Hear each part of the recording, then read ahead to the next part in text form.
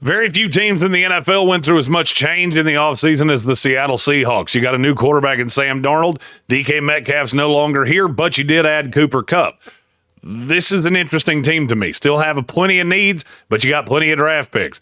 How do you address those to make Seattle a real contender in 2025? I'm getting ready to tell you what I would do. This is a 4-round post-free agency mock draft for the Seattle Seahawks. Ain't no truth on the radio station. Somebody owes me an explanation. Well, I get knocked down, I get back up. The Sportsocracy. And I'm unapologetic.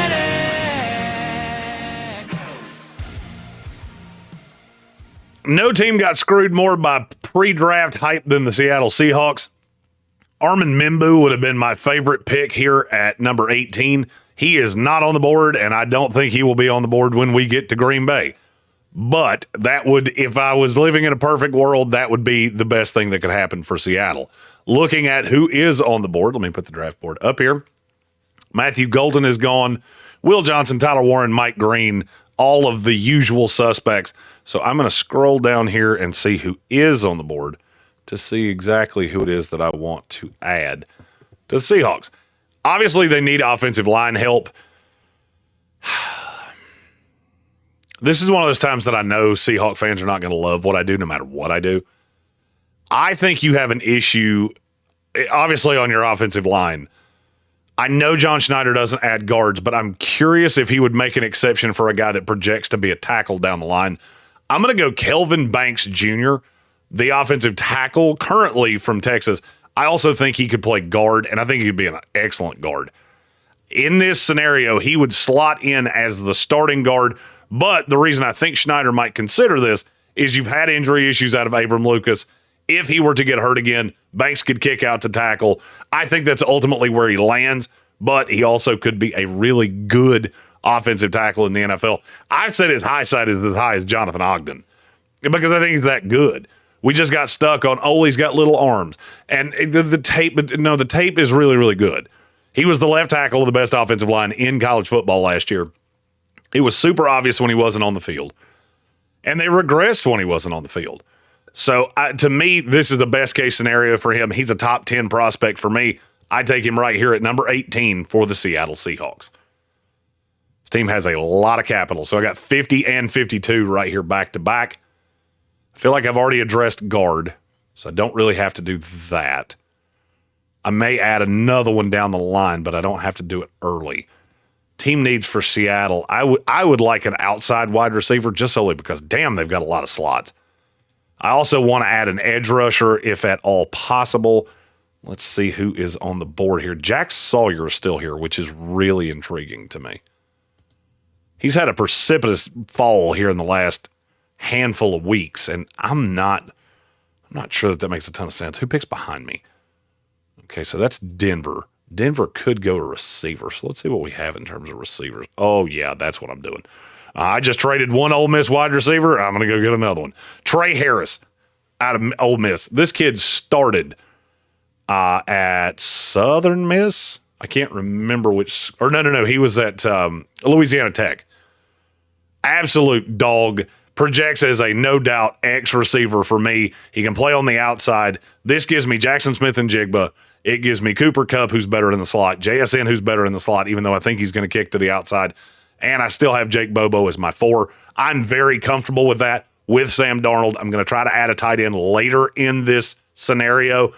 The 2 that I really value to be 1s were obviously already gone when I came up at 18. I think we're in kind of a dead spot right here. I'm going to look to add that in the next round. This would be a home run start. You nailed it with an Ole Miss receiver that was undervalued the last time you did this when you took DK Metcalf. And I think this would be the same thing. He's not crazy inline fast, but he's really big. He's really good at the point of the attack. Contested catch rate, 61.5%, 95.0 PFF grade against man coverage. Drop rates at 7.7%. That sounds really high. It's actually not. That's below the average. Tre Harris is one of my favorite receivers in this draft and would absolutely be a home run for me for the Seahawks at number 50. That worked out well because they took Xavier Restrepo, who I think he's almost done running his 40 right now. So now that means I can go back to the edge rushers. Jack Sawyer is still there. I will go take Jack Sawyer. I think he is a high motor guy that's not as crazy, freakishly athletic as some of these other guys, which is why you can get him here. I also think he's about as solid as it gets. He's going to be able to rush quarterbacks at the next level. 17.6% pass rush win rate at Ohio State, and he held up against the run. The reason that he falls, when you're in a class that's this good and this deep, it's really easy for the guy that's not a freak to just kind of slide. Jack Sawyer is a top 50 player in this draft. You get him at 52. I think that's great, great value. I've addressed 3 of my biggest needs, in my opinion, for Seattle. I still have 82, 97, and 137. I love when a plan comes together. That's exactly what I wanted to happen. I'm going to go Mason Taylor with my first third-round pick. This is a projection over the tape because the tape on Mason Taylor is not fantastic. It's good. It's not great. And then he has absolutely crushed the pre-draft process. He was really good at the Senior Bowl. I saw him in Mobile. He was really tough to cover. And he showed an ability to be that red zone threat, which I hadn't really seen at LSU. Only had 6 touchdowns in 3 years there. But the raw tools of this kid, I think he can be a better blocker than what we've seen. None of the tight ends in this class are great, other than Jackson Hawes as blockers. But I think Mason Taylor's actually one of the better ones, which kind of speaks to how bad the class is. But he has room to grow. So I'll take him right here in the third round of the Seattle Seahawks.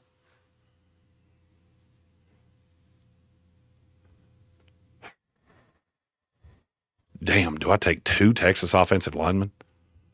I think I do.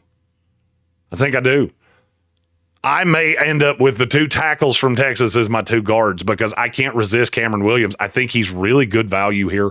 He projects as a guard for me. And PFF, I love what they said right here in their eval. True bet of a prospect. He only played 1 year. That 1 year was good. It was not great, but he's got the height, he's got the weight, he's got the speed, high end in terms of talent. You just need to refine it. I like him coming in with Kelvin Banks because I think those 2 can grow together and ultimately be either your guards or a tackle and a guard, 2 of your 3 pieces, and they're very familiar with each other. So now I feel really good about your offense. I think you've addressed the offensive line. You've got pieces to make it work, and you still have another selection. It's the beauty of making trades that add draft picks. So right here, I'm going to go Cameron Williams, guard for me out of Texas. Still have 137, and I can really go best player available here, which is probably what I'm going to do. Ooh. I don't hate the value on Barrett Carter. I think you hit on Tyrese Knight to a point. You've still got Ernest Jones, so that's not necessarily the biggest of needs. I still need a guy that can stand up and rush a quarterback, even if he can't do anything else. Let's see what we have at edge here. I'm intrigued by Fidel Diggs. It's just probably too early for him. I'm intrigued by Ja Joyner. I really like Tyrion Ingram Dawkins. Easy for me to say. But I don't think I'm going to take him here. I've addressed the offensive line.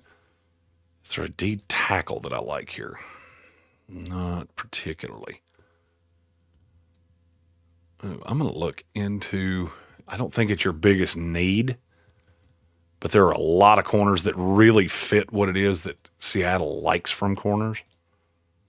So let's see if we have one of those here.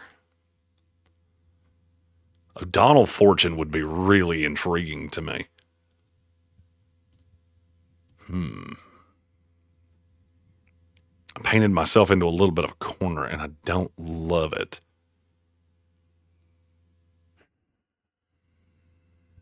I'm tempted to take Brashard Smith because he's such a weapon out of the backfield. Oh, he should not still be here. That's not a huge need. As a matter of fact, I would argue it's not a need at all. But I did say I was going to take best player available. This was my MVP of the Senior Bowl. I'm going to go Billy Bowman Jr. Kid missed more tackles than you wanted him to. I think that was a product of how bad that Oklahoma defense actually was. When he came to the Senior Bowl, he was around the ball constantly.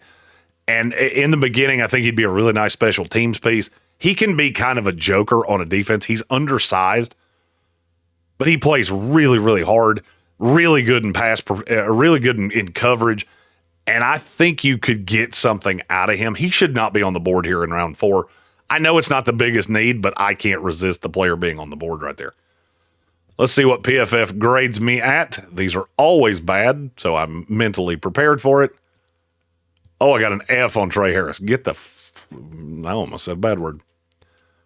F on Tre Harris and smoking crack. I got an F on Tre Harris, which I'm not real happy about. C+ on Kelvin Banks. B+ on Jack Sawyer. B+ on Mason Taylor. And then C's on Cameron Williams and Billy Bowman Jr. PFF calls this a C+. I always get bad grades because I do things that are reasonable. I can't get 4 first-round players in the first 82 picks, which a lot of people do with PFF. It's great software. It's very intuitive. But some of the things I see people put out, they're just not realistic.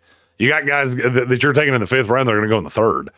So to me, this would be a very, very good draft for Seattle. You add 2 long-term offensive line pieces. You get 2 targets for Sam Darnold, and you get an edge rusher that I think can – a lot of people think he can't stand up. I don't 100% agree with that. I think he's better with his hand in the dirt, but you can run him out of nickel early on. I think this would be a home run. How do you feel, Seattle Seahawks fans? If you like this video, like this video. It helps more with the algorithm than I could ever say. And subscribe to the channel so you can see all of our content. We are going to do A+ mock drafts, not in a vacuum. So it doesn't matter who's taking who. This is just what is the best that it could go for Seattle. That's going to look a little different than this one did. Obviously, we will start those next week. And it all leads up to our coverage from the 2025 NFL Draft in Green Bay, Wisconsin. We will be there all 3 days, and it's yours right here in the Sportsocracy. Be sure to check us out at noon every weekday with our live ESPN radio show. And I'm at ESPN Draft Nerd Jeremy Green, and this has been a 4-round mock draft for the Seattle Seahawks. Ain't no truth on the radio station. Somebody owes me an explanation. Well, I get knocked down, I get back up. The Sportsocracy.